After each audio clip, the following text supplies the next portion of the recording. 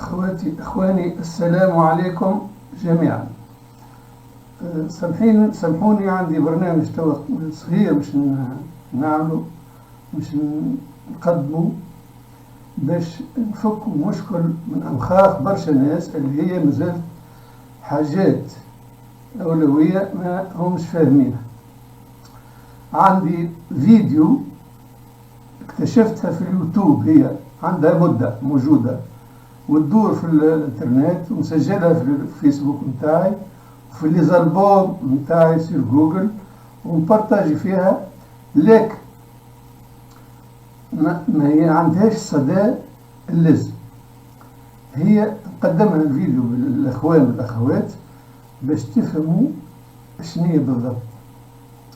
في سنوات 1994 94 هي معمولة في 94. وين معمولة؟ لا في تونس، لا في الجزائر، لا في سوريا، لا في الدول اللي واقع فيها مشاكل الإخوان. معمولة في أمريكا ومسجل عليها في الإكران، موجودة البلاد اللي تسجلت عليها، سجلها واحد أمريكاني ضد الإمبريالية الأمريكانية، وهي بالإنجليزية. هي توا الفيديو هذه بالإنجليزية لا محال. اللي عنده الإنجليزية أعطاه ربي باش يفهمها ويتبعها بالكدا، لكن هي بسيطة، تدوم ساعة. التيتر متاعها كما قلنا بالإنجليزية، عاملها واحد غاضب على الأمريكان الاستعماريين الإمبرياليين باش يكشف سر الإخوان المسلمين، يعني الوهابيين اللي كسروا الدول معناها كاملة، من تونس إلى مصر إلى سوريا. عاد سوريا هذيك الضحية الكبيرة. يقدم في شكون؟ يقدم في مسؤولين وهابيين قادة معروفين في العالم العربي الكل، اللي يحاولوا باش يكسروا بلدانهم أي طريقة. تونس، الجزائر، مصر، سوريا، ما خلوش بلاد يعني أوطانهم يعني هما اللي دخلوا فيهم الدخيل. واحد موجودين في الفيديو هذه.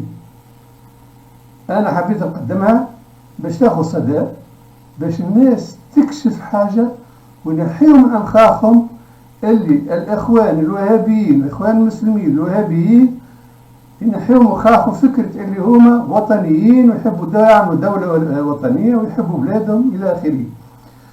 أو بالصوت والصورة بالاسم وكل شيء موجود في الفيديو.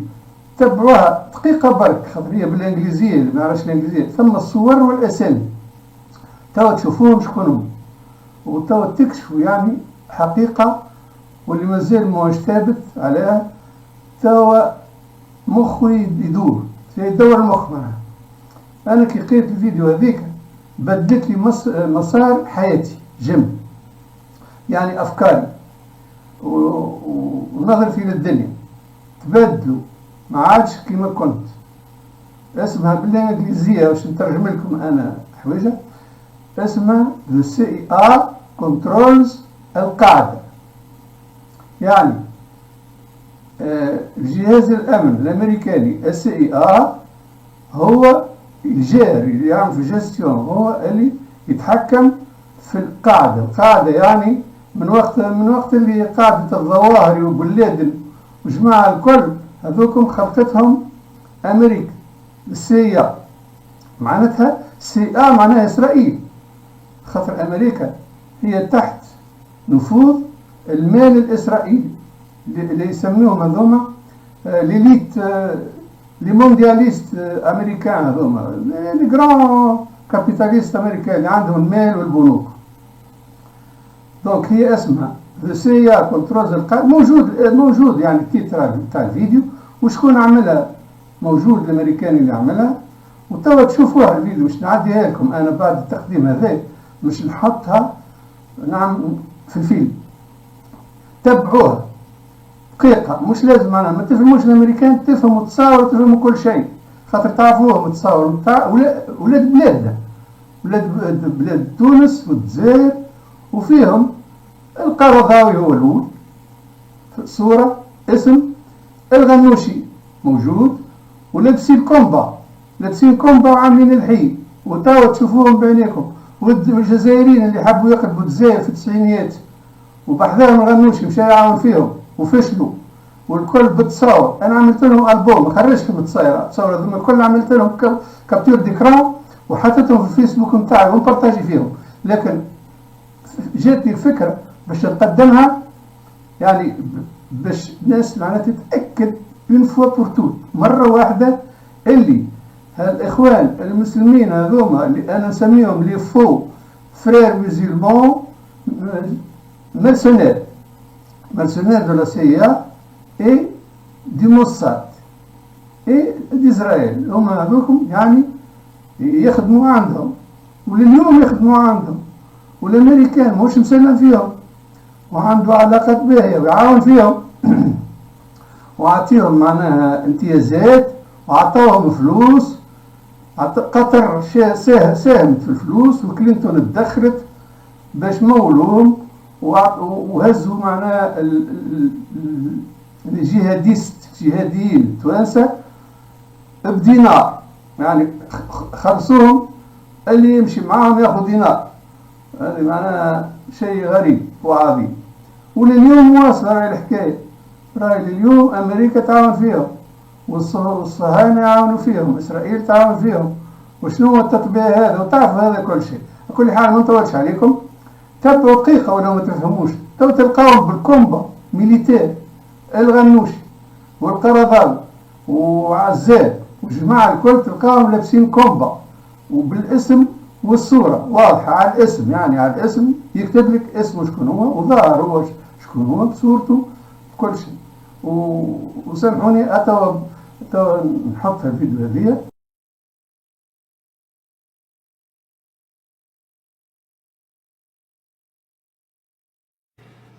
In 1994, PBS aired a documentary called Terrorists Among Us, Jihad in America. Steve Emerson produced and narrated the documentary. As the title suggests, the documentary was about a group of Islamic terrorists who had taken up residency in America. By the late 80s, early 90s, there were quite a few radical Islamic terrorists who were living in America and who were trying to convince their followers to wage jihad. Throughout his documentary, Emerson shows a bunch of these Islamic radicals speaking at various locations throughout America, as you can see. In 1989, some of the world's most influential leaders of radical Islam held a conference attended by Sheikh Mohammed Siam, a leader of Hamas from Palestine; Abdullah Anas, a leader of the Algerian Islamic Front; Rashid Ghannouchi, head of the radical Tunisian fundamentalist group called Al-Nada; Tawfiq Mustafa, a leader of the Muslim Liberation Party based in Jordan; Yusuf al-Qaradawi, a militant Muslim leader originally from Egypt. This conference was never intended to be broadcast. It was a secret gathering to expand jihad networks and terrorist operations. Actual Hamas terrorists, veiled to protect their identities, boasted of their successful executions. 16 Jewish soldiers were killed. But this gathering did not take place in the Middle East. It happened in the heartland of America, Kansas City, Missouri. All of these groups have established bases in the United States and have many graduates. We have documented at least a dozen similar conferences that have taken place in America in the past 5 years, where militant leaders from around the world have praised acts of terrorism and urged their followers to wage jihad. What is amazing is that these foreign terrorist leaders decided to come to America and hold a terrorism conference. And not just one conference. They held at least 12 conferences. I mean, how stupid is the CIA if they can't even figure out that all these terrorist leaders have come to America to hold a terrorism conference, Not once, not twice, but 12 times. And how crazy were those terrorist leaders to hold terrorism conferences in the middle of America? Logically, the only reason they would have been willing to hold 12 terrorism conferences in America is because they felt the U.S. government was their ally. Of course, this begs the question, why did those terrorists believe that the U.S. government was their ally? To answer this question, Emerson provides a little background information. The trail began 15 years ago with the Soviet invasion of Afghanistan. Hoping to halt the spread of communism, the United States actively backed the Mujahideen, Afghanistan's Islamic rebels dedicated to spreading jihad. The CIA channeled almost $3 billion to the Mujahideen through the intelligence service of neighboring Pakistan. In other words, those Islamic terrorists, they were our allies. They helped us remove the Soviets from Afghanistan. Charles Kogan helped run the operation for the CIA. As far as the U.S. side of it was concerned, this was an agency operation. The training was carried out by the Inter-Services Intelligence Directorate at camps along the border and in the interior of Pakistan, too. I would say that over the sweep of the Cold War, this was the most successful covert action that the U.S. engaged in. This was a very remarkable event. The Soviet Union had invaded a country which was not within their orbit, and they were forced to withdraw from it. And this was a clear reversal of communism. At one point in his video, Emerson describes the people who were receiving CIA money. Pakistan was funneling more and more of the CIA's money to the most radical Afghan Muslims. In the end, they would contribute to the expansion of jihad around the world.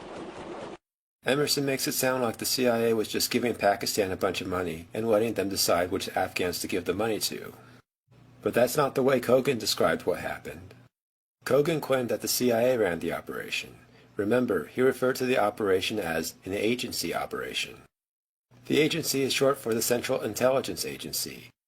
You can bet that they knew exactly who was getting their money, and that they supported giving American money to the most radical Afghan Muslims.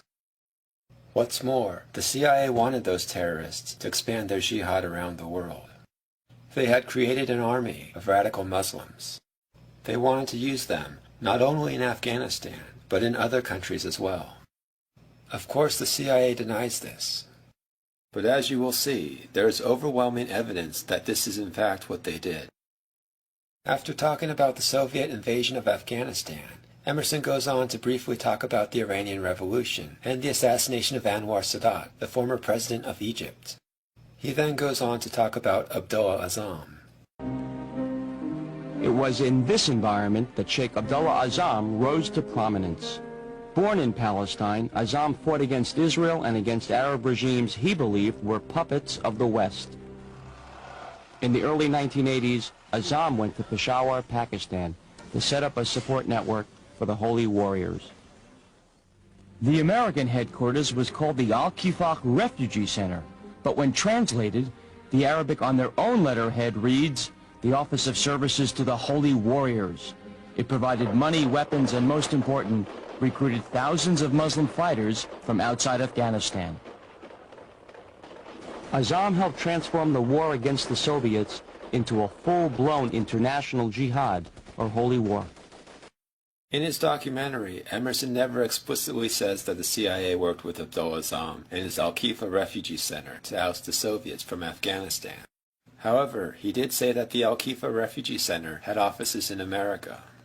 And he did interview a CIA official who said that the operation to oust the Soviets from Afghanistan was run by the CIA.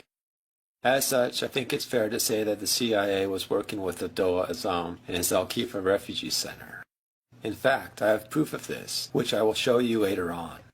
The reason why Emerson is ambiguous about the relationship between the CIA and the Al-Kifaq Refugee Center is because he does not want his viewers to have the impression that the CIA controlled the Al-Kifaq Refugee Center, even though it did.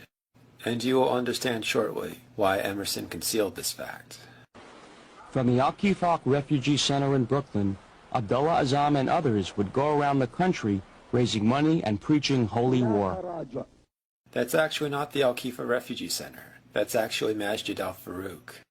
In Arabic, the word masjid means mosque, and the word al means the. So when translated to English, the phrase Masjid al-Farouk means the Farouk Mosque. At one point, the Al-Khifa Refugee Center was located inside that mosque. Incidentally, the Al-Khifa Refugee Center inside that mosque was not the only one in America. The Al-Khifa Refugee Center set up an elaborate support and recruiting network coast to coast with branches in more than 38 American cities. You would think that the Al-Khifa Refugee Center would not have been able to set up offices in 38 U.S. cities without the knowledge and approval of the U.S. government. As for the Al-Khifa Refugee Center in Brooklyn, at its height it collected funds for Afghan war refugees, and it sent as many as 200 young fervent Arab immigrants to Pakistan and then Afghanistan to fight. There were several groups of rebels fighting the Russians in Afghanistan. One of these groups was led by Gulbuddin Hekmatyar. Many of the recruits from the Al-Khifa Refugee Center joined the group led by Hekmatyar. Despite the militant anti-Western stance of their leader, Mr. Hekmatyar's forces received more U.S. government money than any rebel group. This shows you two things. First, if someone has an anti-Western appearance, that does not necessarily mean that that person is actually working against the West. They could just be taking on an anti-Western appearance in order to boost their appeal. Second, this provides further evidence that the Al-Khifa Refugee Center was in fact a CIA operation. If Hekmatyar was the CIA's #1 guy in Afghanistan, and the Al-Khifa Refugee Center was sending him recruits, isn't it likely that the Al-Khifa Refugee Center was also a CIA operation? And in fact, according to Newsweek, the Al-Khifa Refugee Center in Brooklyn was run by the CIA. This is how they described it. The diaspora of young Arab men willing to die for Allah congregated at the Al-Khifa Refugee Center in Brooklyn, New York, a dreary inner-city building that doubled as a recruiting post for the CIA. Furthermore, Newsweek says that the CIA provided passports to many of the Mujahideen so they could come to the Al-Khifa Refugee Center in Brooklyn after the war. This CIA document shows that Azam met with Osama bin Laden in Afghanistan. Azam knew bin Laden's family, and that bin Laden had significant sums of disposable income. Azam convinced bin Laden that he, bin Laden, had the ability to create a network that could significantly enhance Mujahideen abilities to recruit fighters and obtain contributions from around the Islamic world for the war efforts. Shortly thereafter, bin Laden joined Azam in Peshawar, and they formed the Maktab al-Khidmat. In English, the phrase Maktab al-Khidmat means the Office of Services. Instead of saying the full name of Azam's organization, the Office of Services to the Holy Warriors, people often shorten the names of the Office of Services, or Maktab al-Khidmat in Arabic. The important thing to note here is that the organization referenced in this CIA document is the same organization that Stephen Emerson is talking about. And remember that this organization is also known as the Al-Khifa Refugee Center. We can probably forgive Emerson for not mentioning that Osama bin Laden co-founded the Al-Khifa Refugee Center, as this video was aired in 1994, before most people knew who Osama bin Laden was. But the history of bin Laden in Afghanistan is important. To further understand this history, let's now take a look at a book written by Ahmed Rashid. The book is called Taliban. The book, of course, deals with the history of the Taliban. The book has been translated into 22 different languages. 1,500,000 copies of the book have been sold worldwide. The book is assigned reading in 200 universities throughout America and Britain. Chapter 10 of the book is called Global Jihad, the Arab Afghans and Osama bin Laden. The chapter contains the history of what Osama bin Laden did in Afghanistan during the 80s. Osama bin Laden went to Afghanistan to fight the Soviets. He is the son of Mohammed bin Laden, a Yemeni who emigrated to Saudi Arabia. While living in Saudi Arabia, Mohammed bin Laden founded a construction company, which is today known as the Saudi bin Laden Group, the largest construction company in the world. Mohammed bin Laden was a close friend of the late King Faisal of Saudi Arabia. Apparently, being friends with the Saudi royal family has its benefits. Bin Laden was able to become fabulously wealthy on the contract to renovate and expand the holy mosques of Mecca and Medina. His son, Osama bin Laden, played an important role in the war against the Soviets in Afghanistan. He led the Saudi contingent in Afghanistan. Pakistani intelligence wanted a Saudi royal prince to lead the Saudi contingent in Afghanistan. But no pampered Saudi prince was ready to rough it out in the Afghan mountains. Bin Laden, although not a royal, was close enough to the royals and certainly wealthy enough to lead the Saudi contingent. The fact that his family ran the largest construction company in the world came in handy. He was able to use personnel and equipment from the Saudi Bin Laden group to build roads and depots for the Mujahideen in Afghanistan. In 1986, he helped build the Coast Tunnel Complex, which the CIA was funding as a major arms storage depot, training facility, and medical center for the Mujahideen. Osama bin Laden once told Ahmed Rashid that volunteers were trained by Pakistani and American officers at his training camps. He also told Rashid that the weapons were supplied by the Americans, the money by the Saudis. I mentioned these stories of CIA collaboration with Osama bin Laden because I have sometimes heard people falsely argue that the actions of Osama bin Laden in Afghanistan were somehow separate or independent from the actions of the CIA. These stories show that Osama bin Laden was in fact working closely with the CIA to defeat the Soviets. In addition to not liking the Soviets, apparently, Abdullah Azzam didn't like America either.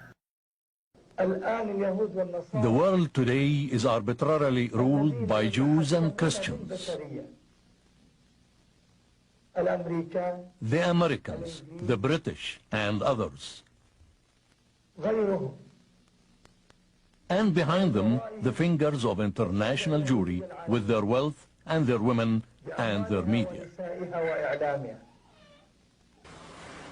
Abdullah Azzam was the keynote speaker at what was called the First Conference of Jihad, held not in the Middle East, but in Brooklyn, New York. Azzam instructed his audience to wage jihad wherever they were, even in America. The jihad, the fighting, is obligatory on you wherever you can perform it. And just as when you are in America you must fast unless you are ill or on a voyage, so too must you wage jihad. As you can see from the video, Emerson is showing Masjid al-Farouk as the place where the first conference of jihad took place. The CIA knew about what was going on at the mosque and must have had it under surveillance. Perhaps the CIA didn't like what Azzam said about jihad in America because the following year he was killed. The killers have still not been identified, which in my mind makes it likely that they were working for a Western government. The death of Azzam, however, did not end the Al-Khifa Refugee Center, though it did result in a name change. According to Rashid, after the Soviets left Afghanistan, the Maktab would emerge at the center of a web of radical organizations that helped carry out the World Trade Center bombing and the bombings of the U.S. embassies in Africa in 1998. In other words, the Office of Services, otherwise known as the Al-Khifa Refugee Center, became Al-Qaeda. Rashid explains the name change on page 132 of his book.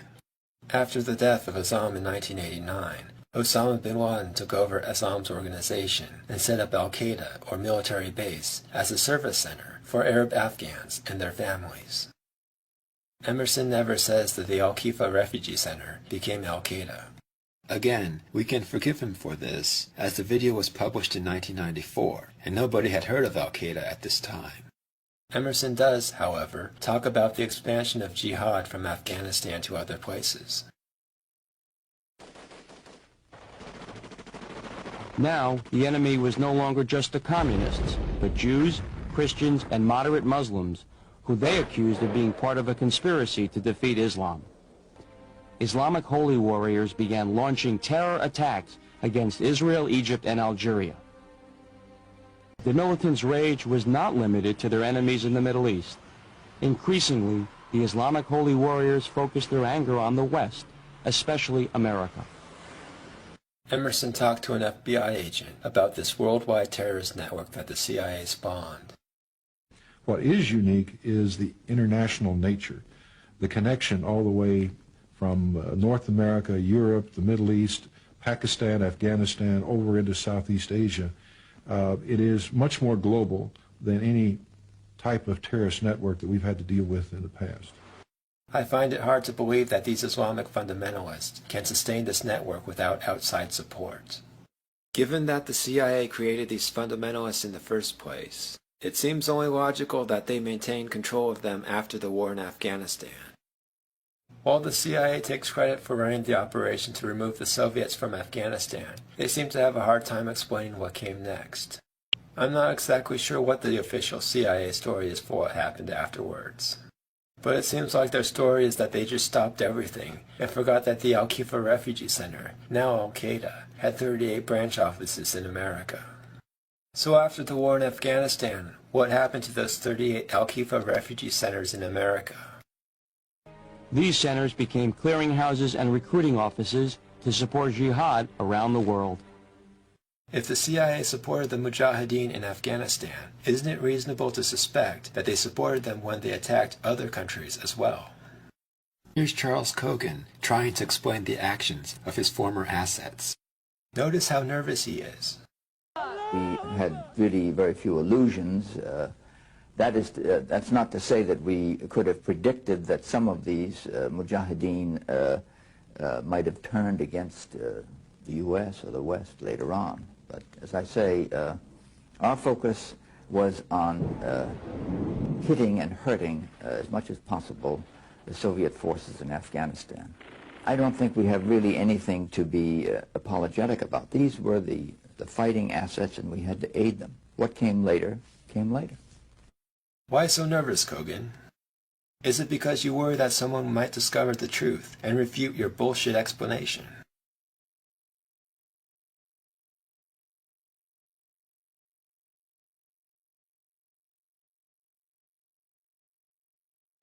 Radicals conducted military exercises at shooting ranges and training camps in at least 9 U.S. locations, including this one in Connecticut. Groups of Islamic militants fired semi-automatic weapons and trained with explosives. According to FBI intelligence reports, groups would come every weekend and shoot 1,000 rounds a day into silhouette-shaped targets. One of the leaders was an Egyptian immigrant named Saeed Nosser. You may be wondering why the FBI allowed those militants to reside in America and learn how to shoot things. And of course the answer is they needed to learn how to shoot before going to Afghanistan to fight the Soviets. According to the New York Times, before the people recruited at the Al-Khifa Refugee Center in Brooklyn went to Afghanistan, the recruits received training in using rifles, assault weapons, and handguns. In this article, the Times specifically mentioned Saeed Nosser as having received this training. Court papers showed that he received weapons training during the summer of 1989 at the High Rock shooting range in Naugatuck, Connecticut. In November 1990, Nosser was arrested for the murder of militant Rabbi Meir Kahane. Nosser was ultimately convicted of weapons charges, but unexpectedly, the jury acquitted him of the Kahane murder. His supporters were elated.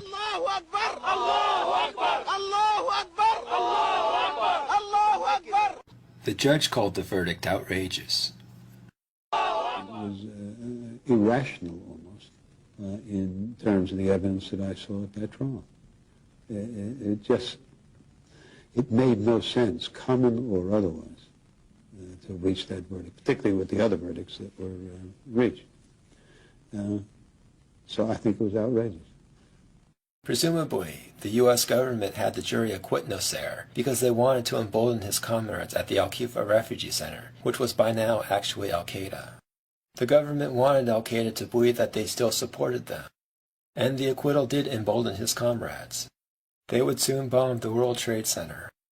You may be wondering, if his comrades bombed the World Trade Center, shouldn't the government have known about the plot beforehand? Shouldn't the FBI have investigated his friends and had them under surveillance? Shouldn't the CIA have been watching them? These people were the same people the CIA used to oust the Soviets from Afghanistan. The CIA knew about them. Shouldn't they have been able to prevent them from attacking the World Trade Center?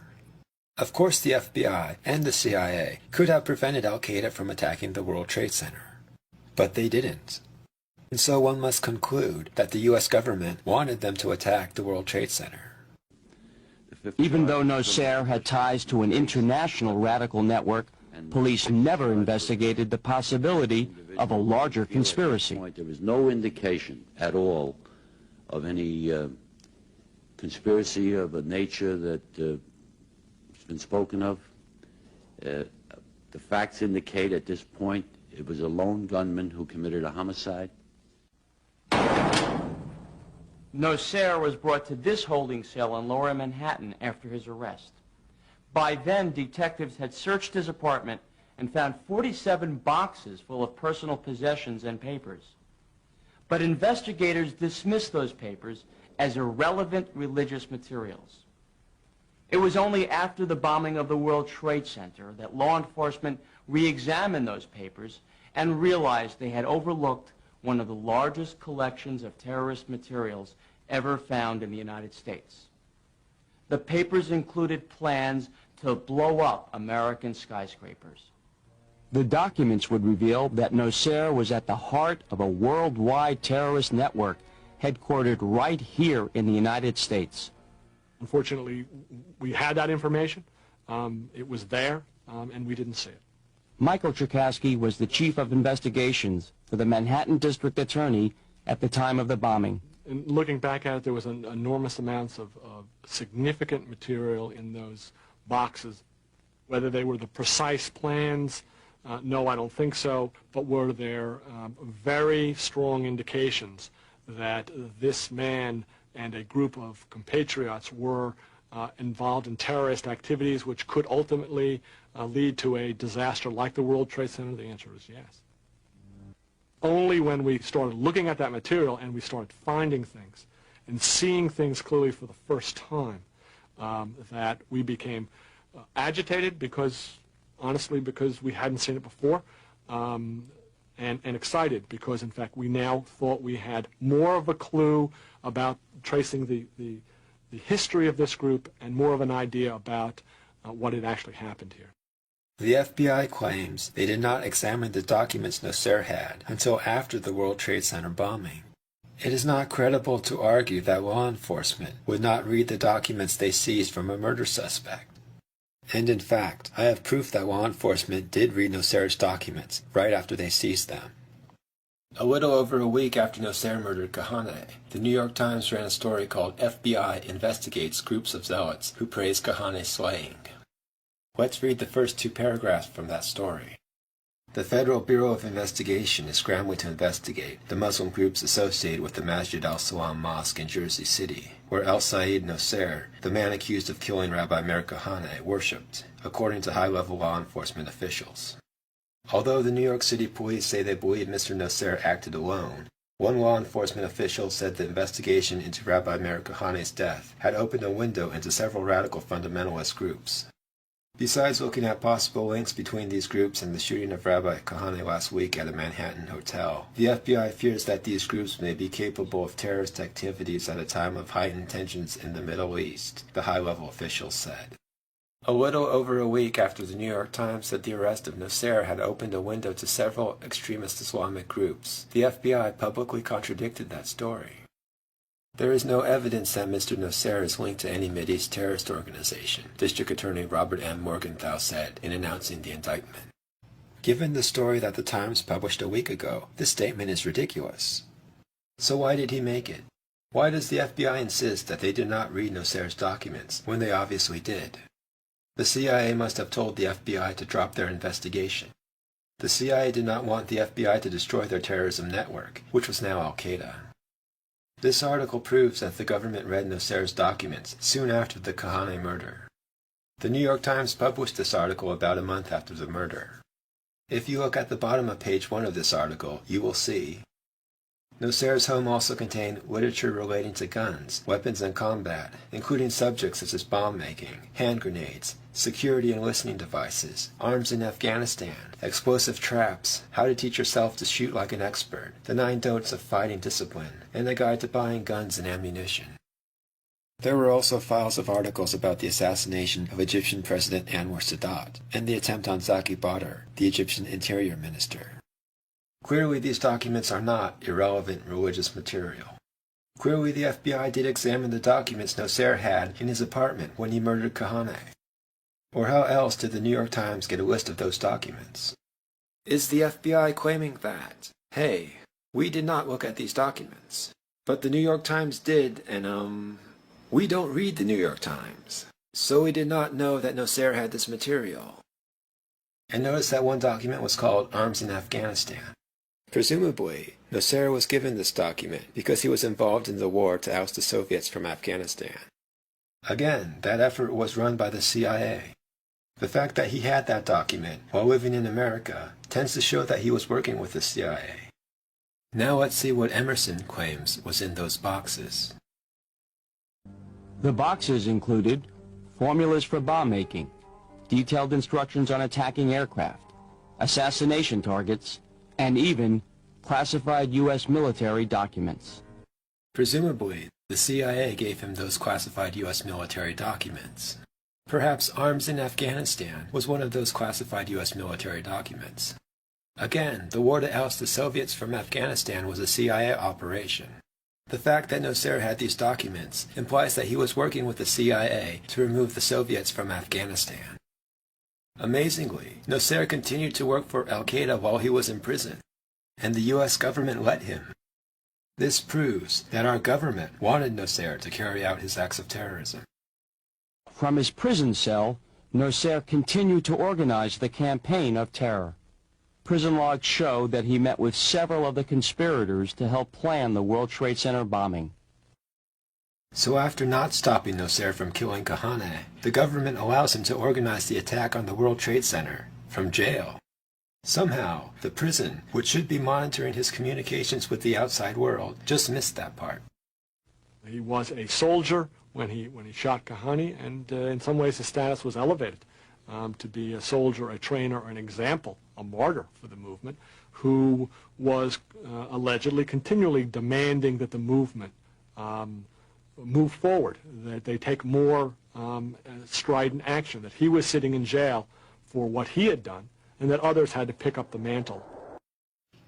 So while Nasser is urging his followers to kill more people, the prison officials, who should be monitoring these conversations, are doing what?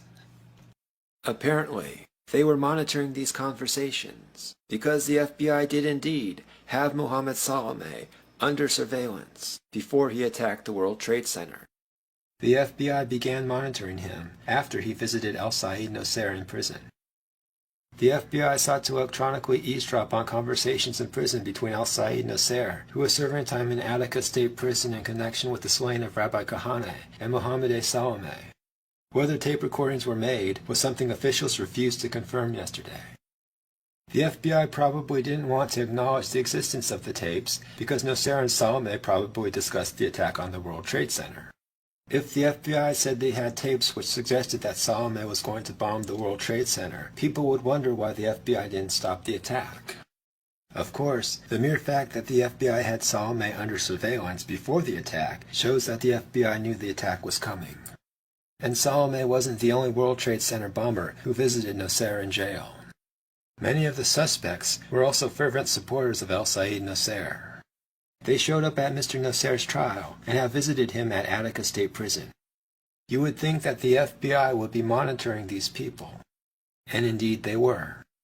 5 months before the World Trade Center bombing, about 20 members of the 2 mosques in Brooklyn and Jersey City, where several Trade Center suspects worshipped, were subpoenaed to appear before a federal grand jury.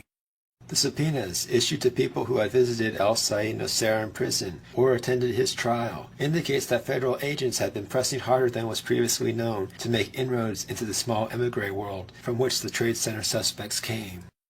Actually, FBI surveillance of the terrorists goes back much further than that.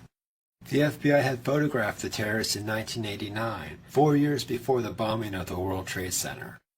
James P. Fogel, an FBI agent, said he photographed several suspects as they came in and out of a mosque at 552 Atlantic Avenue in Brooklyn on July 2, 1989. The mosque at that address is Masjid al-Farouk. He and other agents then followed the men as they drove to the Calverton shooting range near Riverhead, Long Island, where Mr. Fogel photographed them firing what he said were AK-47 assault rifles and 9mm semi-automatic pistols at targets. Obviously, the government wanted to keep tabs on their assets. And not only did the FBI have the terrorists under surveillance before the bombing, they also had an informer who had infiltrated the group. Court papers filed in connection with the World Trade Center bombing say for the first time that a confidential informer provided information to investigators about the activities of Mohammed A. Salameh, the first suspect arrested in the February 26th explosion. The informer was said to have helped Mr. Salameh learn to drive a van approximately 2 days before the World Trade Center explosion. The informant, Imad A. Salam, was working for the Federal Bureau of Investigation since at least November 1991. The revelation that Mr. Salam was in contact with the federal government that long ago raises new questions about why the FBI was unaware of the plot to bomb the World Trade Center on February 26th. Amazingly, Imad Salam apparently taped the conversations he had with his FBI handlers. And in those tapes, you can hear Salam say that he warned the FBI of the World Trade Center bombing before it happened. And you can hear the FBI agent apparently agreeing with Salam. Correspondent Jacqueline Adams has the story. FBI agents might have been able to prevent last February's deadly explosion at New York's World Trade Center. They discussed secretly substituting harmless powder for the explosives, but they didn't, according to the FBI's own informant, Imad Salam. Unbeknownst to the FBI at the time, Salam recorded many of his conversations with his handlers. In one, Salam complains to an FBI agent, "Since the bomb went off, I feel terrible. I feel bad. I feel here is people who don't listen." The agent replies, "Hey, I mean, it wasn't like you didn't try and I didn't try. You can't force people to do the right thing." At another point in their conversation, Salam said, "You were informed. Everything is ready. The day and the time. Boom. Lock them up and that's that. That's why I feel so bad." Other people confirmed that Salam had warned the FBI in advance. Barbara Rogers, the former wife of the informer Imad Salam, said the day after the explosion, Mr. Salam was upset and told her the bombing could have been averted if the FBI had heeded his warnings. He had told the agency that several buildings had been targeted, she said, and he gave them names of several men, including Mahmoud Abu Halima and Ibrahim al-Ghabrani, who were later arrested in the case. One of those two men, Mahmoud Abu Halima, was convicted of bombing the World Trade Center and was sentenced to 240 years in prison. The story of his life is pretty interesting. Mahmoud Abu Halima was one of the people recruited at the Al-Khifa Refugee Center in Brooklyn. He was known as one of the committed. Several times, his acquaintances say, he left his home to go fight for months at a time, with the rebels trying to topple the Soviet-installed government in Afghanistan. Abu Halima came to America on October 4th, 1986, with a German passport and a tourist visa. According to the New York Times, he overstayed his visa by 5 years, and it was not clear how he left and re-entered the country to go to Pakistan. Not clear how he left and re-entered the country? Let me guess. The CIA told immigration to give him a special exemption to enter and leave the country. While living in America, he worked as a cab driver. Nevertheless, Abu Halima became a permanent resident under a special exemption in the 1986 Immigration Reform Act, under which he claimed an exemption as an agricultural worker. How did Abu Halima get an exemption as an agricultural worker when he was a cab driver who overstayed his tourist visa by 5 years? Let me take another guess. Same answer. The CIA told immigration to make him a permanent resident. So the guy who the CIA presumably helped enter and leave the country on multiple occasions, using a tourist visa for 5 years too long, which allowed him to obtain permanent residency under a special exemption for agricultural workers when he was really a cab driver. That guy helped detonate a bomb at the World Trade Center. And the CIA didn't know about it? I don't think so. Not only did the U.S. government know about the World Trade Center terrorist network in Brooklyn, the Egyptian government also knew about that terrorist network. And they warned us about that terrorist network before the bombing. President Hosni Mubarak of Egypt said today that America could have prevented the bombing of the World Trade Center if American officials had heeded his warnings about an Islamic fundamentalist network in the United States. You may be asking yourself, why did the CIA have Al-Qaeda detonate a bomb inside the World Trade Center? There were several reasons. Here's one. The CIA used the bombing as an excuse to lash out at other governments. Throughout the investigation, the New York Times would hint at foreign involvement in the plot. Presumably, whenever the CIA wanted an excuse to lash out at this or that government, they would leak a story to the New York Times which hinted at that country's involvement in the bombing. In the immediate aftermath of the bombing, however, the government told the Times that there was no foreign involvement. More and more, one leading law enforcement official said, the bombing is seen as an act by ill-trained New York area plotters operating independently and without direct orders from a foreign government or international terrorist network. But he cautioned that this view could change as the investigation progressed. The New York Times printed this article on March 26th. A month later, the New York Times was singing a different tune. On April 25th, the Times said, signs are mounting that the attack was part of a wide conspiracy that involved huge payments from abroad. The U.S. government traced this money to Iran and Germany. This case has some fascinating turns coming up in it, said one law enforcement official. There's some real surprises in there. It'll be a bigger show before it's over. One of the countries we apparently wanted to pressure was Iraq. Shortly after the attack, the New York Times reported that Ramzi Youssef, the person who organized the attack, had Iraqi parents, which suggested that Iraq might somehow be involved in the attack. Investigators are examining whether the World Trade Center bombing could have some relation to Iraq. Their interest was sparked by a missing Iraqi, Ramzi Ahmed Youssef, who came to America last September on a flight from Pakistan and disappeared after the bombing. However, the information about Youssef's parents seems not to be true. In fact, the consensus now seems to be that his parents were Pakistani. But presumably, the U.S. government lied about his parents so they could implicate Iraq in the bombing. And there was another apparent connection to Iraq. According to the New York Times, the FBI claimed that two brothers who gave crucial information about the bombing may have fled to Iraq. Presumably, the U.S. government sent those informers to Iraq so they would have an excuse to pressure the Iraqi government. And after the bombing, in their comments to the New York Times, government officials did imply that Iraq was behind the bombing. The fact that both suspects are believed to have fled to Iraq has intrigued investigators who are trying to determine whether a foreign government was behind the attack. One of the brothers who fled to Iraq was Abdul Rahman Yassin. He had been questioned by the FBI and released almost immediately after the bombing of the World Trade Center. Apparently, releasing him wasn't such a great idea, because on August 4th, the government indicted him in connection with the attack. The government accused him of helping to mix explosive chemicals in the month leading up to the bombing. The lawyers for the other suspects were incredulous that the government had allowed Yassin to leave the country. The issue is, why was he allowed to go, considering the information they had after the bombing, said one of the lawyers for the defense.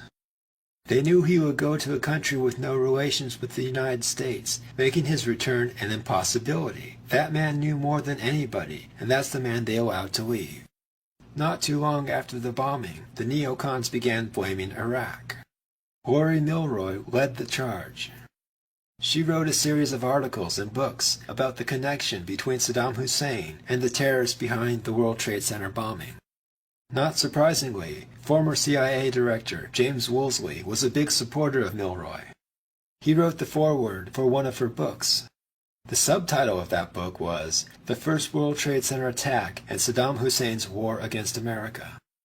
In the foreword, Woolsey called the book brave and lucid. Regardless of whether Yusuf was Iraqi or Pakistani, he was certainly an asset of Western intelligence agencies. I won't say that he was solely an asset of the CIA, however, because he was apparently educated in Britain, which implies that he was actually their asset to begin with. In any event, in the wake of the bombing, we showed everyone that Yusuf was working for us. Why else would we bungle the effort to arrest him? We bungled the search for Yusuf in several ways. To begin with, our government failed to offer a reward for his capture in the immediate aftermath of the bombing. The State Department and the FBI engaged in a game of kabuki. The State Department blamed the FBI for not offering the reward. A State Department spokesman, Michael McCurry, acknowledged that the department had denied a request by the FBI in early April for the State Department to provide a substantial reward in the case. Another State Department official said the department had since made plain that it believed the FBI should provide the reward, and that it had the money to do so. So, in other words, the FBI said the State Department should pony up the money for the reward. The State Department said the FBI should come up with the money. And while both sides blamed each other, nothing got done. Rather than bureaucratic incompetence, this was bureaucratic kabuki, the purpose of which was to allow Yusuf to remain free. In fact, one congressman essentially admitted that the whole thing was kabuki, and that the government did not want to offer a reward. Representative Olympia J. Snow, Republican of Maine, said they could solve it if they really wanted to. And because the U.S. government failed to promptly offer a reward for the capture of Yusuf, American officials say privately that they feared the United States may have squandered a crucial chance to track down Mr. Yusuf before he disappeared in the Middle East. In fact, refusing to set a reward for Yusuf's capture was not the only thing the government screwed up. After he was first identified as a suspect in the case on March 31st, FBI officials said they would move swiftly to add him to its most wanted list. But it was not until April 19th that the FBI could decide whose place on that list Mr. Yusuf should take. And here's another reason why we had Al-Qaeda bomb the World Trade Center. We wanted an excuse to demand that Pakistan crack down on an air route which was used to smuggle in undocumented aliens. Two of the bombers, Ahmed Ajaj and Ramzi Youssef, used this air route to travel to America. According to the New York Times, this air route had become so notorious for bringing undocumented aliens into New York that American officials said they suspected official Pakistani complicity. Of course, after it was learned that those two terrorists used that air route, the American government proceeded to threaten the Pakistani government, and the Pakistani government took action.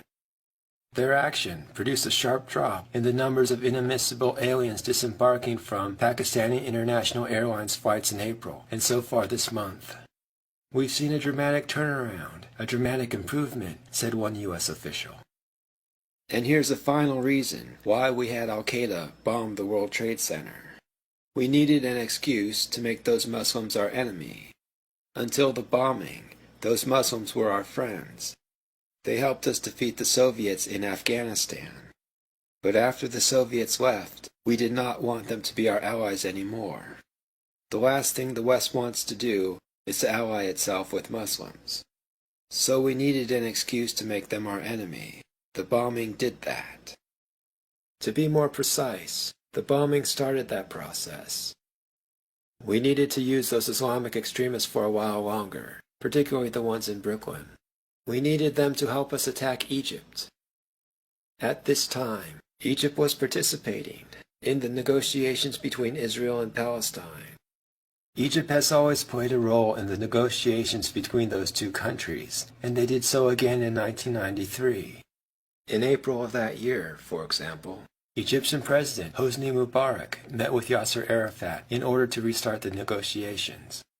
We had Al-Qaeda attack Egypt because they were on the other side of the negotiations. Egypt was on the side of Palestine. We were on the side of Israel.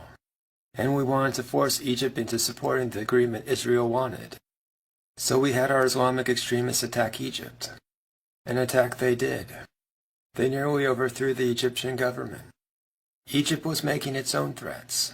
According to the New York Times, Hosni Mubarak said that unless peace can be established between the Palestinians and the Israelis, further regional conflicts will erupt. That sounds to me like Mubarak was threatening to start a war, unless the negotiations turned out the way he wanted. For proof that America wanted Egypt to act in a certain way during the negotiations, consider what this observer said. Egypt has to prove to the United States that it's a key player. Mohammed Sid Ahmed, a political commentator, said, "The Americans are questioning now whether their investment in Egypt is reaping fruits in terms of stability. One way to exhibit a quick performance is on the peace talks." So who did we use to attack Egypt? We had a group of terrorists called the Islamic Group attack the Egyptian tourism industry. These attacks had a devastating impact on the Egyptian economy, as tourists stopped coming to Egypt. By some estimates, up to 60% of tourist reservations have been cancelled nationwide.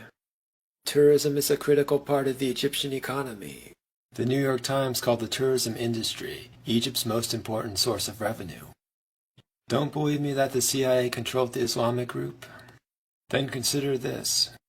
According to Ahmed Rashid, the bombings carried out in Egypt by Islamic groups were also traced back to Egyptian veterans trained in Afghanistan. Remember, in Afghanistan, those militants participated in a CIA operation. So if later on those militants attacked Egypt, isn't it reasonable to think that the CIA had them do it? Still don't believe that the CIA controlled the Islamic group? Then how do you explain the fact that their leader, Sheikh Omar Abdel Rahman, led the group from Brooklyn? According to the New York Times, Sheikh Rahman had a group of followers in Egypt, known as the Islamic Group, which conducted a series of killings, both in Egypt and the United States, including the recent attacks against foreign tourists in Egypt. He is the same person that Emerson and the FBI accused of orchestrating the assassination of Mercenaires and the bombing of the World Trade Center.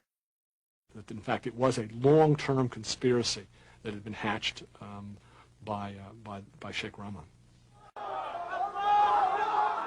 Sheikh Omar Abdul Rahman, leader of a militant Egyptian movement, came to the United States in 1990. He would soon assert control over the jihad movement in the U.S. The killing of Kahana was the first act of terrorism planned and carried out by Sheikh Omar Abdul Rahman's foot soldiers. Omar Abdul Rahman was accused in Egypt of enticing people to kill Sadat. He got away with it. He came here. I heard him myself talking about jihad, and I heard him and I understand how he could convince people in the way of jihad, in the wrong meaning of the word jihad. Sheikh Rahman came to the U.S. in the summer of 1990. Immediately after arriving in America, Sheikh Abdel Rahman was invited to be the Imam of Masjid al-Farouk. Remember, Masjid al-Farouk was the home of the Al-Khifa Refugee Center. And so when Sheikh Rahman became the Imam of Masjid al-Farouk, he also became the head of the Al-Khifa Refugee Center in Brooklyn. Basically, he took up where Abdul Azam left off. Sheikh Abdul Rahman actively recruited followers across the country. Like Abdullah Azam, Sheikh Rahman recruited fighters for the war in Afghanistan, at least initially. The obligation of Allah is upon us to wage jihad for the sake of Allah. It is one of the obligations which we must undoubtedly fulfill. And we conquer the lands of the infidels, and we spread Islam by calling the infidels to Allah. And if they stand in our way, then we wage jihad for the sake of Allah. Sheikh Rahman had a close relationship with Mr. Hekmatyar. Remember that out of all the rebel groups in Afghanistan, the CIA gave the most money to the group led by Hekmatyar. So if Sheikh Rahman was close to Hekmatyar, he was also probably close to the CIA. Sheikh Rahman came to America about a half year after Abdullah Azam was assassinated. It looks like the CIA brought Sheikh Rahman to America so he could replace Abdullah Azam as the leader of the Al-Khifa Refugee Center in Brooklyn. Apparently, the CIA wanted a high-profile extremist to replace Abdullah Azzam. And remember that Sheikh Rahman became famous for ordering the death of Anwar Sadat, the former president of Egypt. This is the guy the CIA recruited to replace Abdullah Azzam. Assuming Sheikh Rahman really was a CIA asset, that means the CIA was probably responsible for the death of Sadat. Actually, there was another person who ran the Al-Khifa Refugee Center in Brooklyn, alongside of Sheikh Rahman. His name was Mustafa Shalabi. He did not get along with Sheikh Rahman. The Sheikh and Mr. Shalabi had a power struggle over control of the Mujahideen fundraising group, according to acquaintances of the two men, with the Sheikh trying to use the funds for his own efforts to promote Islamic revolution in Egypt against the Mubarak government. Mr. Shalabi was found murdered in his Seagate home in March 1991. No one has ever been prosecuted for killing Shalabi. Most likely, Rahman had him killed, and the government did not prosecute him because they wanted him to kill Shalabi. They wanted to shift the focus of Al-Qaeda from Afghanistan to Egypt. By this time, the Russians had left Afghanistan, and so now was the time to go after Egypt. In fact, this is probably why Abdullah Azzam was assassinated. He was focused on Afghanistan, but the CIA wanted to shift their focus to Egypt. Don't believe me that the CIA brought Sheikh Rahman into the U.S. to replace Abdullah Azzam? Then how do you explain how immigration handled the situation? On December 16, 1990, the New York Times told everyone that Sheikh Rahman was living in Brooklyn. This is the guy who was involved in the assassination of Sadat, and he was living in America. So what did the government do? Did they arrest him? No. Did they deport him? No. Is this suspicious? Yes. Actually, the government started off on the right foot. State Department officials revoked the Sheikh's visa on November 17th, after the FBI told them of the Sheikh's presence. After revoking his tourist visa, instead of deporting him, the Immigration and Naturalization Service Office in Newark mistakenly granted Sheikh Rahman permanent resident status or a green card in April 1991. At some point after that, in 1991, Rahman left America to go overseas. When he returned in August, instead of refusing him entry, the U.S. allowed him in. Subsequently, U.S. immigration revoked his green card. And then he went to Canada towards the end of 1992. And then, when he tried to come back to America, you guessed it, immigration let him back in. If he went to Canada, they could have excluded him coming back in, said Charles Schumer. Here they spend all this time trying to get him out. He goes to Canada and gives them the perfect reason to exclude him, and they don't. It would certainly be illegal for him to come back in, said William R. Tillman, an immigration official. To depart the United States is in effect to abandon the application for admission. Incidentally, Canada should not have allowed him in either. The New York Times mocked immigration for allowing Rahman to enter and leave the country at will. With one eyeball missing entirely, and the other disfigured, the Sheikh is hardly difficult to recognize, said the Times. After looking at the way immigration handled Sheikh Rahman, there is only one reasonable conclusion. The government intentionally allowed him to enter and leave the country whenever he wanted. No other explanation makes sense. Remember, this is the guy who was involved in the assassination of Sadat. This is the guy who was telling his followers to blow up things in Egypt. The fact that our government had allowed Sheikh Rahman to live in Brooklyn had not gone unnoticed in Egypt. Remember, Egypt had warned us that members of the Al-Khifa Refugee Center in Brooklyn would bomb the World Trade Center. And they were happy to point out that Sheikh Rahman led that group. About a month after the attack on the World Trade Center, the New York Times printed this story. Senior Egyptian officials said that several months ago, they had given the Americans detailed warnings about the activities and inflammatory oratory of Mr. Abdel Rahman and his operation in New Jersey, and about mosques in Brooklyn through diplomatic and intelligence channels. In an interview with the New York Times, President Mubarak called on the Clinton administration to crack down on Sheikh Rahman and the Islamic group. Mr. Mubarak called on the new administration to take a more active role in stemming international terrorism, particularly activities inspired by Islamic fundamentalist groups. He blamed the current violence in Egypt and elsewhere in the Middle East, in part on Iran, and in part on veterans who fought with Afghan guerrillas, as part of the American-backed war against the Soviet-backed communist government in Kabul. His remarks imply that America was taking a lackadaisical attitude towards Islamic terrorism. Now why would that be? The most logical reason is that America controlled those groups and was using them for our own purposes, just like we did in Afghanistan. The Egyptian government was fairly explicit in its allegations about what Sheikh Rahman was doing in New York. Sheikh Omar Abdel Rahman uses New York as a base, said the director of the Egyptian State Information Service. He raises funds and sends money back to Egypt with couriers. He passes on messages to his followers, giving orders about what they should do next and who they should target. We do not understand why the U.S. authorities have allowed him to enter the country. I'm sure this guy knew exactly why America allowed Sheikh Rahman to orchestrate those attacks from Brooklyn. He just didn't want to state the obvious, that America wanted the Islamic group to destabilize the Egyptian government. Had he directly accused America of trying to overthrow his government, I'm sure that America would have retaliated. Presumably, we would have told the Islamic group to increase the frequency and severity of their attacks. Not only did Egypt want America to rein in Sheikh Rahman, they also wanted us to keep him. "Oh, keep him in your country," said Egyptian President Hosni Mubarak.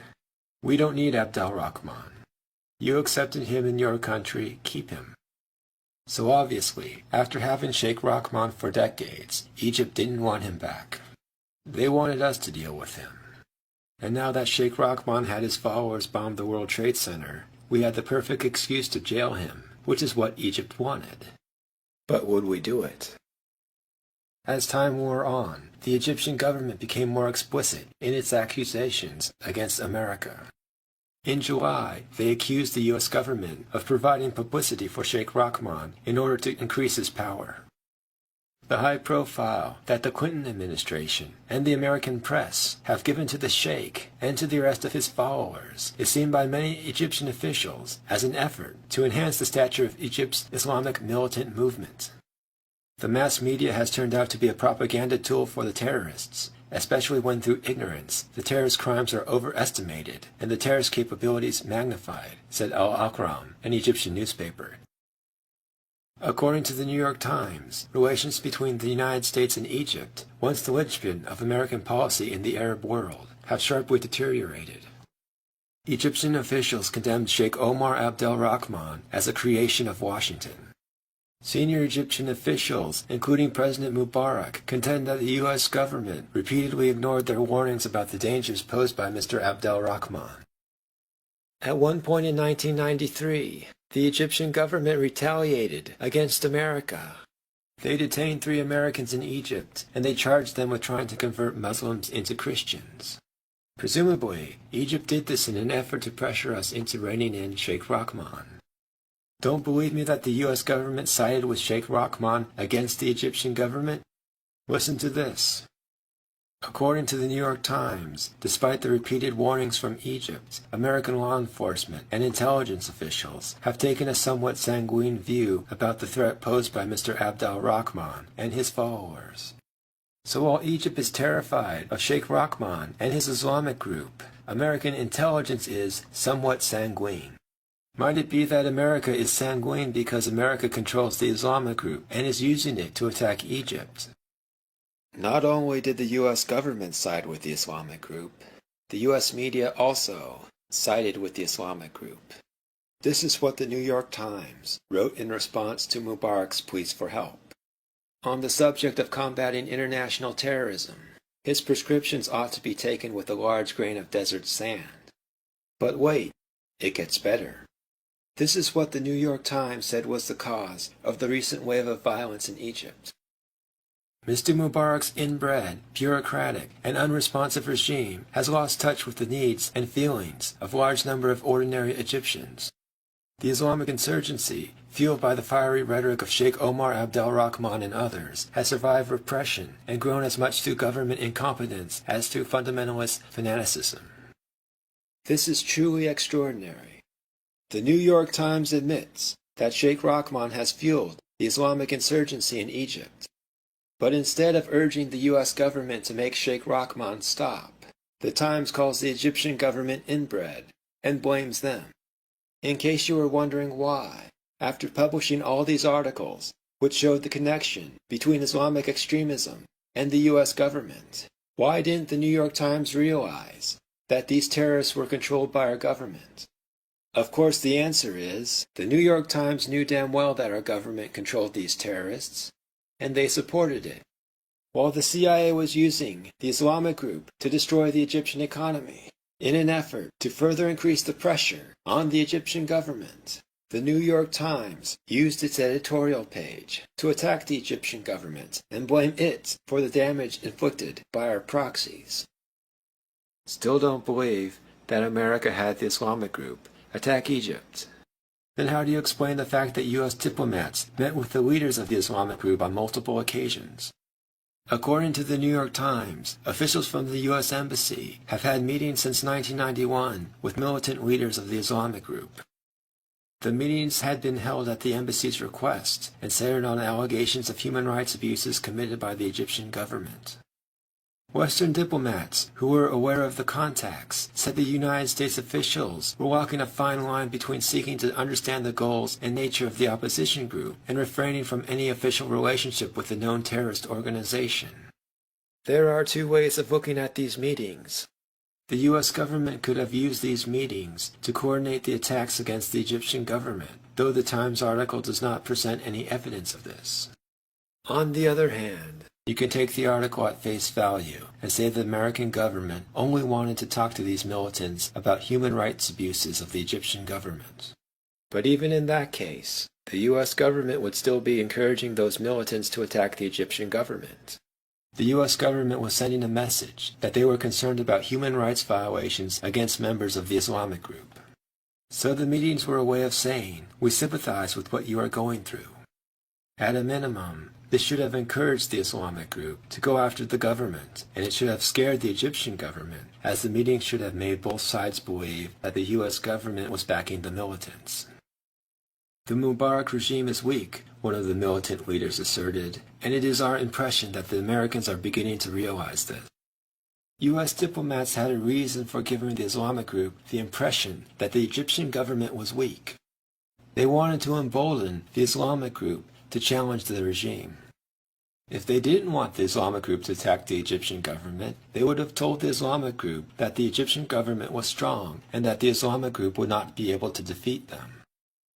The militants say the government is corrupt and repressive, said a Western diplomat, and as long as the government ignores these charges, which are largely true, they will fail to garner much support. Not many people care if policemen get shot. Gee, I wonder what side he is on. And we did other things to coax the Islamic group into attacking Egypt. Remember, after Mahmoud Abu Halima bombed the World Trade Center, he flew to Egypt, where he was arrested. Egypt agreed to extradite Abu Halima to America, but they had one condition. The Egyptian government did not want the public to know that they extradited Abu Halima to America. For if the public knew, the Islamic group would know that the Egyptian government had extradited one of their members, and they would retaliate.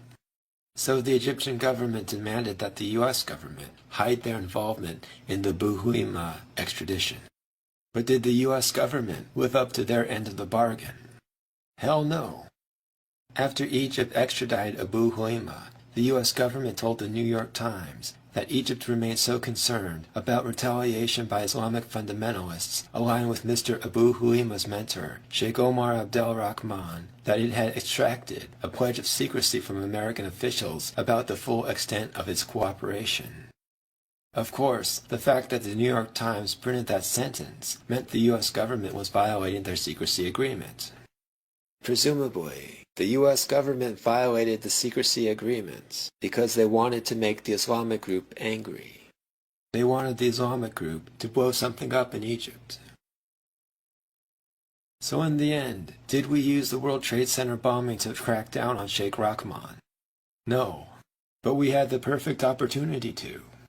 When Egypt had Mahmoud Abu Halima in custody, they interrogated him. According to Egypt, during that interrogation, Abu Halima implicated the Islamic group in the attack against the World Trade Center. And with that confession, America had the perfect excuse to crack down on Sheikh Rahman and his cohorts. But did we? No. According to the New York Times, U.S. officials said the statements provided by Abu Halima during his stay in Egypt were most likely given under duress, if not torture. As such, we ignore the statement he made during his stay in Egypt. Keep in mind, at this point, the negotiations between Israel and Palestine were still ongoing. America would not crack down on Sheikh Rahman until the negotiations ended. We needed to keep the pressure on. Remember those tapes of the conversations between Imad Salem and his FBI handler? The tapes in which Salem warned the FBI of the impending attack against the World Trade Center? Presumably, the government released these tapes because they wanted to imply that the attack was orchestrated by the U.S. government, which it was. As such, Sheikh Rahman and his followers should not be blamed because they were only doing what the U.S. government told them to do. In effect, the tapes were a way of showing the Egyptian government that America would not crack down on Sheikh Rahman, at least not at this point. In addition to blaming America, the Egyptian government also blamed Iran. According to the New York Times, Mr. Mubarak had raised specific concerns about Iran's role in promoting Islamic violence against Egypt's secular government and elsewhere in the region. President Mubarak talked to us about Iran's role in establishing terrorist training camps in the Sudan that Cairo believes are being used as bases for the attacks against officials, tourists, and other targets in Egypt. U.S. government officials have said there is evidence that Iran has helped train members of those groups, both at the Sudanese camps and at others in Lebanon. In the final analysis, these groups were controlled by America. But if they have links to Iran, doesn't that imply that America has links to Iran? This just shows you that relations between America and Iran are not as adversarial as they seem. And there's one other thing. This article was published in the spring of 1993. Osama bin Laden moved to Sudan in 1992. It seems likely that the terrorist camps in Sudan that Egypt is referring to are the terrorist camps set up by Osama bin Laden. And according to this CIA document, wealthy Khartoum-based Saudi oppositionist Osama bin Laden is a regular supporter of and contributor to the Egyptian Jamaat al-Islamiyah.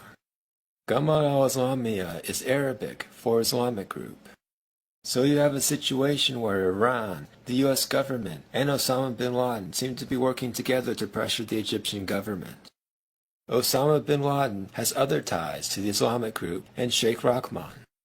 According to Ahmed Rashid, the two sons of Sheikh Rahman acted as mentors for Osama bin Laden. In addition to blaming America, in addition to blaming Iran, the Egyptians also blamed the Europeans and the Saudis. Egypt claimed that the Islamic group received funding from Iranian businesses and expatriates in Europe, Islamic institutions in Saudi Arabia, and the German offices of the Muslim Brotherhood. It seems like everyone was ganging up on Egypt at this point. You may be wondering, how does a person like Mahmoud Abu Halima become radicalized? In a word, torture. In Abu Halima's case, the Egyptian government tortured him brutally. This is what his lawyer said. He tells me he has cigarette burns around his genitalia, bruises on his legs. He said to me he was kept naked in a cold room about 10 days, blindfolded the whole time, beaten with wooden sticks, metal bars, hung horizontally from a metal beam, as he said, like a shish kebab. He was threatened they would kill him. Of course, Abu Halima wasn't the only person Egypt tortured. They also tortured Sheikh Rahman. According to him, Egypt subjected him to 12 kinds of torture. And that explains his hatred towards Hosni Mubarak. You may be asking yourself the following question. If torture turns people into terrorists, why do it? What was Egypt thinking? Presumably, whoever was doing the torturing was controlled by the West. Presumably, the West wanted to create a group of terrorists who wanted to overthrow the government so they could have some leverage over Egypt. Presumably, those traitors who were responsible for the torture of all those Egyptians were in the military and the intelligence agencies. Another one of the World Trade Center bombers, Ahmed Ajaj, was radicalized by the Israeli government. While in Palestine, he was imprisoned repeatedly and tortured for leading anti-Israeli demonstrations on the occupied West Bank. In addition to using torture, Western governments also use drugs to turn people into murderers. The government has a wide variety of drugs, which they illegally administer to unsuspecting victims. Some of these drugs make you very angry. I know because the U.S. government has at times administered these types of drugs to me. These drugs have a wide range of effects. In fact, in my experience, the effects are similar, if not identical, to the effects that anabolic steroids have. Actually, I have never used anabolic steroids, so I can't be sure that the effects are identical. But while having these drugs administered to me, in addition to becoming fairly angry, I do notice a substantial increase in my ability to exercise. My voice deepens, and my testicles do seem to shrink. These are all symptoms of anabolic steroids. If you want to see what it looks like to be on these drugs, take a look at this woman. I don't have any proof that this woman was drugged, but the government has been administering these drugs to me, and that's what it kind of looks like when you're on these drugs. You would be surprised to learn the identity of some of the people who are trying to convince Muslims to hate Jews and Christians. Emerson claims that this man, Muhammad al-Asi, is a radical preacher like Sheikh Rahman. If the Americans are placing their forces in the Persian Gulf, we should be creating another war front for the Americans in the Muslim world, and specifically where American interests are concentrated, in Egypt, in Turkey, in the Indian subcontinent, just to mention a few. Strike against American interests there. The important thing here is that al-Asi told his followers to attack in Egypt, Turkey, or South Asia.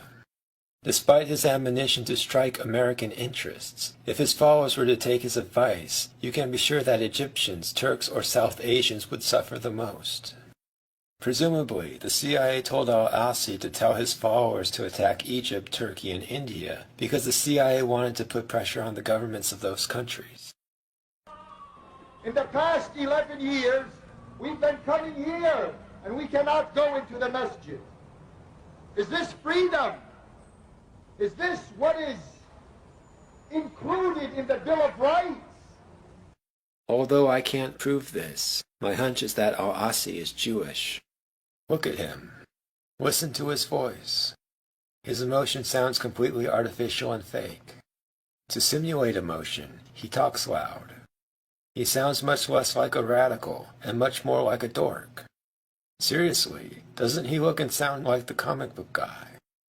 I would say that the Jews have disproportionate control over the instruments of government. I would say Capitol Hill is Zionist-occupied territory. I would say the executive building, the White House, is also under a cloud of a Zionist umbrella, and so can be said about the State Department, the Pentagon, etc. In fact, when you listen to al-Asi speak, it appears that he often has to restrain himself from bursting out into laughter. Apparently, he thinks what he is doing is funny. Presumably, he is laughing at his Muslim followers for buying into his silly con job. We're not picking on the United States. We're not picking on anyone. We're just dealing with the people who are coming and causing us all these problems. Why is the United States placing itself in the middle of all of these problems? If it extricates itself from all of this, it will not force us to do what we are forced to do. But if it stirs a hornet's nest, the hornets are not going to respond in a lackadaisical manner. Do you believe then in the use of violence, even as a last resort? Yes, I believe in the use of violence. Well, wait a minute. don't, take this issue or put words in the mouth of the interlocutor. Violence is not the word. The use of arms, I think, would be the word, the more accurate word to use here. And the Quran teaches us that sometimes the use of arms is inevitable. In order for justice to be done, this is the only recourse we have. What about Egyptian leaders like Mubarak or Israeli leaders who come to the United States? Right. Since they are running their government's policies, are they legitimate targets?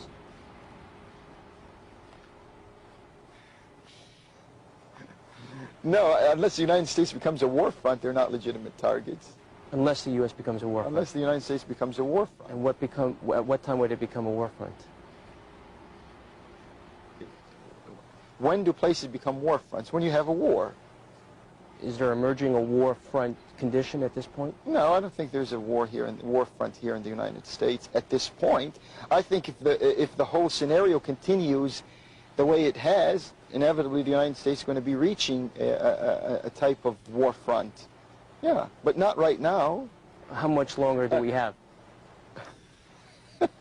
That's very hard to predict. I mean, if I knew the answer to that, I'd probably be somewhere else. You may be wondering, if Al-Asi is Jewish, then why is he telling his followers to attack Israel? Furthermore, why is America supporting terrorists who attack Israel if Israel is our ally? Mohammed Salah, a Palestinian American who was arrested in Israel in early 1993 for financing the purchase of weapons that were used to murder 4 people. He had attended secret workshops on terrorist warfare at another conference held in the Midwest in 1990. Here's what you need to know. Israel plans on seizing all of Palestine, and they use Palestinian terrorism as an excuse to do it. When a terrorist attacks them, they use that as an excuse to seize more land. And they use terrorism as an excuse to avoid negotiating with the Palestinians.